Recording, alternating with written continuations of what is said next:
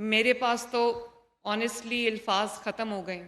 जो प्यार आप सब ने मुझे दिया है, जो मोहब्बत आप बच्चों ने मुझे दी है, जो रिश्ता आपने मेरे साथ बना लिया है, मेरे पास आज मैं पूरी उर्दू की डिक्शनरी भी खोल के बैठ जाऊं, मेरे पास वो अल्फाज नहीं है कि इस मोहब्बत के साथ इंसाफ कर सकूं।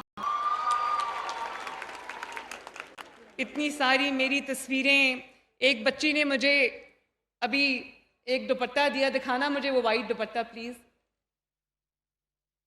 ये देखो, इस पे हैंड पेंटेड है मेरे वालिद की तस्वीर, नवाज शरीफ साहब की तस्वीर, ब्यूटिफुली डन माशाल्लाह।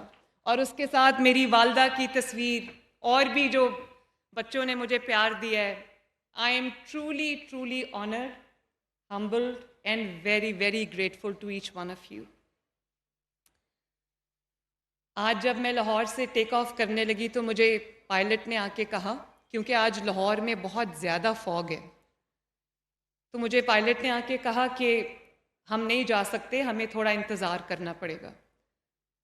तो उन्होंने कहा आप ये जो वेटिंग लाउंज है यहाँ पे वेट कर लें।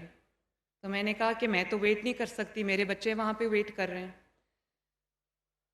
तो जब मैं हेलीकॉप्टर में बैठी, उन्होंने कहा कि अभी फ़्लाइट नहीं जा सकती, हेली टेक ऑफ ही नहीं कर सकता, इतनी सख्त धुंध है। उनको कुछ मीटर्स की विजिबिलिटी चाहिए होती है, तो 800 मीटर्स की विजिबिलिटी थी, बाकी नहीं थी। तो मुझे उसने कहा कि, मैंने कहा आप उड़ाओ हेलीकॉप्टर। उसने कहा कि बहुत बड़ा रिस्क है मैडम। मैंने कहा मैं रिस्क लूँगी, लेकिन मैं अपने बच्चों के पास जाऊँगी। और ये मैं कोई अच्छी बात नहीं है, अपनी ज़िंदगी को और औरों की ज़िंदगी को रिस्क में नहीं डालना चाहिए, ये अच्छी बात नहीं है। मैं आपको ये नहीं सिखा रही, लेकिन मैं आपको ये बताना चाहती हूँ कि मैं आपके पास आने के लिए, आपसे मिलने के लिए कितनी बेचैन थी और कितनी तड़प थी। मुझे पता था मेरे बच्चे मेरा इंतज़ार कर रहे हैं।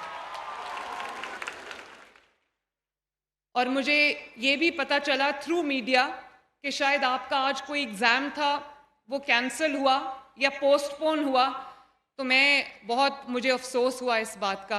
राना, प्लीज़ मेक श्योर कि आइंदा कभी भी मेरी वजह से, मेरा स्केड्यूल आगे पीछे हो सकता है, मैं आज नहीं किसी और दिन आ जाती, लेकिन एग्ज़ाम कैंसिल नहीं होना चाहिए।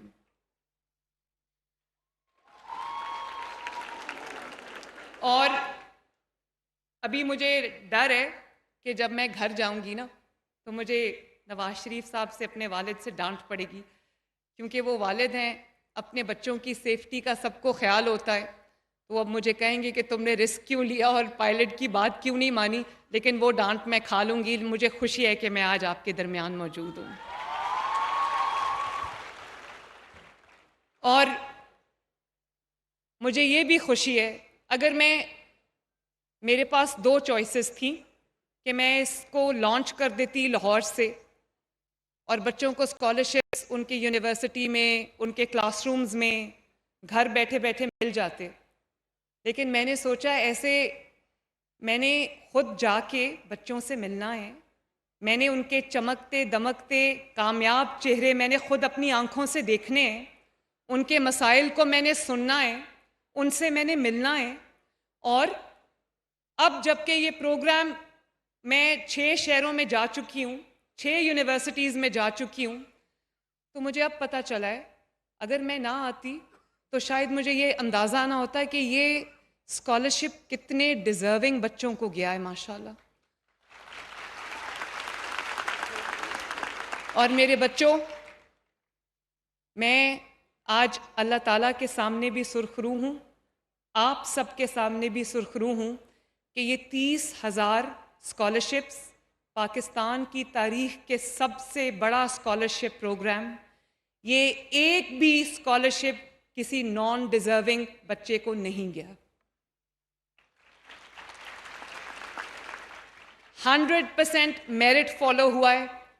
मैंने, कोई बच्चा खड़ा होकर मुझे ये नहीं कह सकता कि उससे किसी ने ये पूछा है कि तुम्हारी सिफारिश कौन है, किधर से तुम आए हो, कौन सी पार्टी से तुम्हारा ताल्लुक है। एक भी बच्चे से ये सवाल नहीं हुआ, अगर आप मेरिट पे हैं तो आपको ये स्कॉलरशिप मिला है माशाल्लाह। कल मैं जब गई इसी तरह मुझे पता चला, बच्चों ने तकरीर की, 2 बच्चों ने, एक बच्ची ने कहा कि उसके वालिद नहीं है, और उसके वालिद की जब वफ़ात हुई तो उसके बाद लोगों ने कहा कि तुमने बहुत पढ़ लिया, बस करो, हमारे पास पैसे नहीं हैं। तो उसने कहा कि उसी वक्त मुझे मुझे पता चला कि कोई स्कॉलरशिप स्कीम लॉन्च हुई है, मैंने अप्लाई किया, मुझे स्कॉलरशिप मिल गया, तो अब मुझे अपनी पढ़ाई डिसकंटिन्यू नहीं करनी पड़ेगी।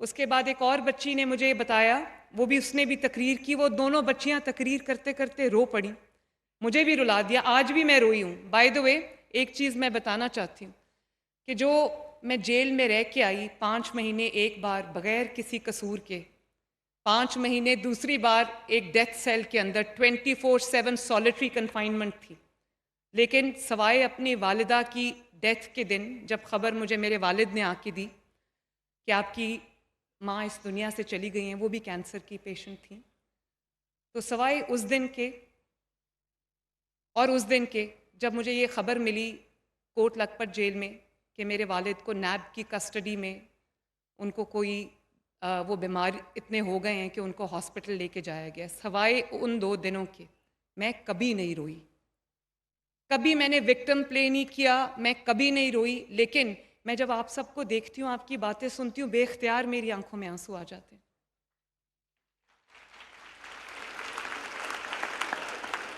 और आप ये जानते हो कि जितना प्यार, जितनी अप्रिसिएशन, जितनी एक्नॉलेजमेंट, जितनी मोहब्बत मुझे आप सब की तरफ से मिल रही है, आप यकीन करो लोग हैरान हैं। कुछ हमारे जो मुखालिफिन हैं उन्होंने ये भी कह दिया कि ये सारा स्टेज्ड होता है, ये सब कोरियोग्राफ्ड होता है।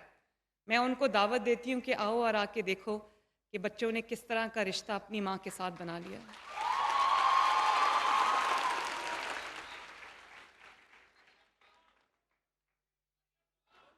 Thank you, thank you, thank you बच्चों, थैंक यू सो मच। और मैं भी आपसे मिलने आई हूँ, अभी मिलती हूँ, मैं आपसे अभी मिलती हूँ।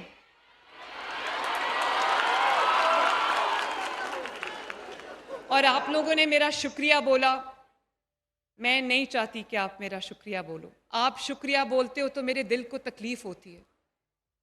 ये आपका हक था, ये आपका मेरिट था, ये आपकी मेहनत थी, ये आपकी दिन रात की मेहनत थी और कमिटमेंट थी जिसका समर आपको मिला। आपने मेरा शुक्रिया कभी नहीं बोलना, ये आपका था जो आपको मिला है। और शुक्रिया अदा करके नहीं, सर झुका के नहीं, सर उठा के ये स्कॉलरशिप लो, क्योंकि ये आपका मेरिट है और ये आपकी मेहनत है, ये उसका सिला आपको मिला है, माशाल्लाह।